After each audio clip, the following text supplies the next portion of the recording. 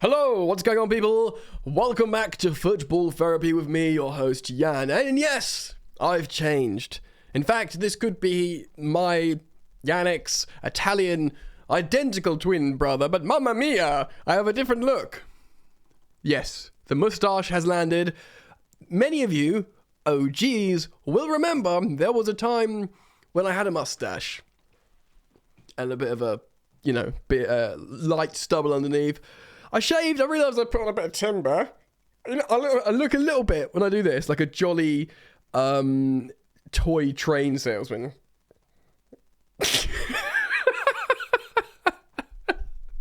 Anyway, I'm going to let you get used to it. But welcome back to Chelsea News, the daily series here on Football Therapy where I reflect on what's being said about Chelsea, giving you my opinion on it, more importantly asking for yours. I hope you all had a happy Christmas to those of you who celebrate it. Regardless, I hope you had a lovely Sunday. Today, we're reflecting on a story from David Ornstein that came out on Christmas Eve about Monaco defender Benoit Badiashile. Apologies for the pronunciation. We'll call him Benoit. The Monaco centre-back that is highly rated, actually, really highly rated. It looks like Chelsea are going in hard for him after the incredible performances from Joško Gvardiol in the World Cup. Although Chelsea had agreed personal terms with Joško, now his price is just skyrocketed massively after an excellent World Cup. Supposedly Chelsea are looking for alternatives this winter transfer window, which is pretty wild, really. Don't we need midfielders? Midfielders and a striker. Isn't that what we need?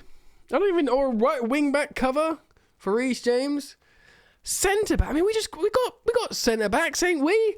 Anyway, we're going to talk about this article from David Ornstein and reflect about what the ruddy heck is going on. We can talk about the ramifications, etc., etc. So thank you for dropping a like and subscribing. I appreciate all of you. I do love you all very much, so thank you for liking the video. You're welcome to subscribe. Should you choose to do so, you can hit that sweet, sweet bell, baby. The next story graphic. Hello? There it is. Bloody studio production nonsense. So, I am jumping into this article by David Ornstein. We can stop along the way. By the way, okay, let's just jump into it. Chelsea are working to sign a new left-sided centre-back, and as things stand, Monaco's Benoit Badiashile is the leading candidate. The pursuit of a new recruit for this position has been ongoing since the last window, and Chelsea had personal terms in place with RB Leipzig's Joško Gvardiol, but were unable to strike a club-to-club deal. Their interest in the Croatian international remains. However, his rising value has forced Chelsea to broaden the search and consider alternative options for January or next summer. But January, we did the latest upload I did, which I did on Christmas Eve. We spoke about how Chelsea are looking for strikers and forwards, which is the exciting and sexy part of football, in January, of course, because of the injury to Armando Broja, leaving him out for the season. But reportedly, Chelsea were considering getting a forward in anyway. So if anything, the long-term injury, leaving Broja out for the season, just solidified that intention of bringing in a goal scorer in January. But a defender? Okay, so alternative options. Those include Evan Ndika, set to be available as a free agent when his contract expires at Eintracht Frankfurt in the summer, and Bayer Leverkusen defender Piero Hincapié. My pronunciation is not... I haven't played Football Manager in a little while, so I'm not overly familiarised with a lot of these players. Yet... let's call him Benoit, has emerged as the priority. So, big news as at present, and Chelsea are talking to Monaco about recruiting the France international. While currently there is no agreement between Chelsea and the Ligue 1 side, multiple sources believe he will join in the weeks ahead in January. In January, he will join. For 35 million euros, about 30 million pounds. Ooh, The development follows an extensive scouting process. Well, that's good, which has seen Chelsea focus on a fairly specific age group. Badiashile, Guardiola, Ndika, and Nkapi occupy similar roles and are 20, 21, 20, 23, and 20 respectively, all 23 and under. Basically, Chelsea are trying to buy a very talented, top-tier, high-profile left centre-back. Pause. Many of you at this point will be rightly highlighting the fact how we have Levi Colwill. I am a Levi Colwill fan. I think he's a really good defender. I think he'll break into that Brighton team more and more, and Chelsea really love Brighton at the moment, so we might see how good he is. I was for the future of our right side would be Fofana, Chalobah. The future of our left side would be Colwill plus a new signing. Now, the new signing could be Benoit, the guy we're talking about now in this article, or it could be Guardiola, which I don't think is necessarily going to be attainable. What about Kalidou Koulibaly? He's only 31. You don't really think of him as the future, but, you know, I guess if we're going to play back three, we need more defenders. So let's read. Chelsea admire the multi-club models Monaco and Leipzig are part of and have recently dealt with both sides, having appointed Lawrence Stewart and Christopher Vivell as technical directors from both those respective aforementioned clubs. If Badiashile, please do let me know in the comments how to pronounce his name, would continue the owners' focus on trying to bring in young players to the club. Of course, Chelsea have added Carney Chukwuemeka, who's 18, Fofana, 21, Cucurella, who's 24, the elder statesman, and Cesare Cassidy, who's 19, and we're on the brink of bringing in 19-year-old Datro Fofana. Of course, he's turned 20. We also are looking to bring in Andre Santos, who's the teenage Brazilian midfielder. And, of course, David Ornstein's article here fails to also reference Amari Hutchison, the wide attacker from Arsenal, the very, very excited player that we might see tomorrow.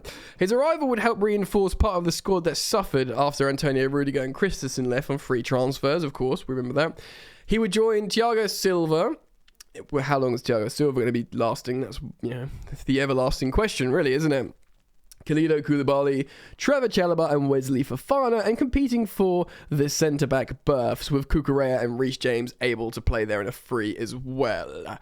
Badiashile is a 6'4" defender. He's a big lad who is good on the ball, incredibly fast, and who has been impressed in France by regularly stealing the ball off opponents without having to go to ground. That's what we like. Take the ball and go. He's also got a lot of experience, being so young. So despite being young, he has played 135 times for Monaco already. Yeah, so that is pretty darn impressive. So he's 21 and he's played 135 times for Monaco. Look, this is pretty wild, man. It's saying, well, sources are saying he will join Chelsea in the coming weeks for around £30 million. He's a highly rated young defender that's been scouted well. He's I'm assuming he's left-footed, to be honest. Like he's tall, and this is one of the classic things. Like tall, strong, looks like he's appropriate for the Premier League and fits the play style profile in terms of scouted appropriately. So he is left-footed. I'm just confirming now. He can play generally plays in a back four, so he can play either side of the centre-back positions. You would imagine he's got no issue playing in a back three. The transfer market current value has him at €40 million. So if we buy him for 36, that would be pretty impressive, because generally clubs have to pay a lot more than what transfer market rates them. Especially the January transfer window. His contract expires in the summer of 2024. So in the summer, he'll have 12 months left. So I guess this is an opportunity to sell him at a good time. I can't imagine there'd be any issue in terms of him coming to Chelsea, in terms of him agreeing personal terms Why would there be? Chelsea admire the Monaco model and the scouting and the data and all that, so they're probably looking at him and thinking, yeah, you know, pretty darn good. Yeah, he's got a couple of goals as well. He likes a goal, he likes going forward, he likes tight turnovers, he's tall, strong and fast. What else do you want in a footballing centre-back? Interessant. Long-term project as well. I also want to end this video. Well, firstly, I put out to you guys, what do you think of Benoit? Comment down below. How do you feel this affects Chelsea moving forward? You know, tactically, formation-wise, how does it affect Levi Colwill? Can they coexist? Let me know what you think. But I didn't. So comment down below. But I did want to end the video talking about Graham Potter's recent comments in an interview, talking about how he had a meeting with Badiashile in California, I believe.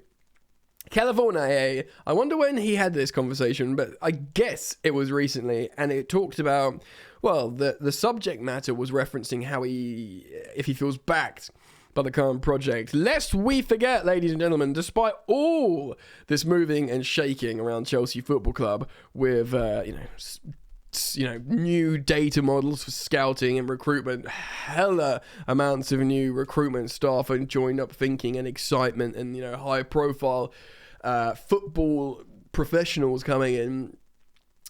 All very exciting. Lest we forget, we're 8th in the Premier League and in dismal form. So, regardless to Potter being the man for the ownership, being the appropriate character and candidate to steer that ship for them, he will eventually need to win football matches at some point. Because despite the long-term planning and the process trusting, you gotta win games of football.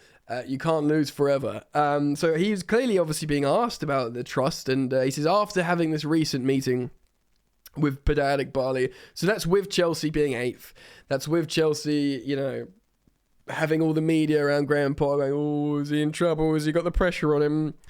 He's had a meeting since with Badiashile, of course, the representative of Clear Lake in terms of the Chelsea ownership model, and he's the one that's always, rubbing shoulders with all the other football people, with Todd Bowley, and Graham Potter said he's never felt more backed and confident. Essentially, he says he feels more comfortable and confident and backed now, and he feels the support now of the ownership more than ever, more than before he got the job.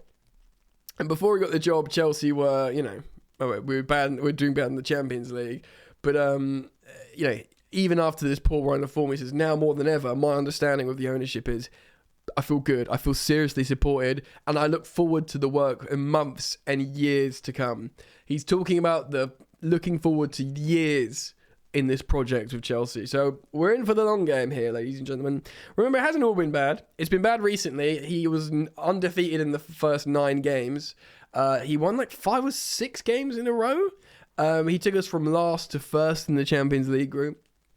We saw some more exciting football initially, with some more vertical passes through the lines that we hadn't been seeing with Thomas Tuchel. So, it wasn't all bad. A lot of it was pretty good, but it just ended badly, and it was a really congested period. So, reset after the World Cup and give him some time and see what he can do. But it's very, very intriguing. The backing is profound. It's there like none other we've seen before at Chelsea Football Club, certainly since Roman came in. I'd be very, very keen to learn your thoughts, feelings and opinions on this. I think it's probably a reason to be excited, even if it's going to get worse before it gets better. Often growth, that's what happens. Please do drop a like, subscribe if you're new. Remember to keep it locked, turn the bell on, because I will upload every single ruddy day, and I look forward to seeing you back here. Take care. Peace.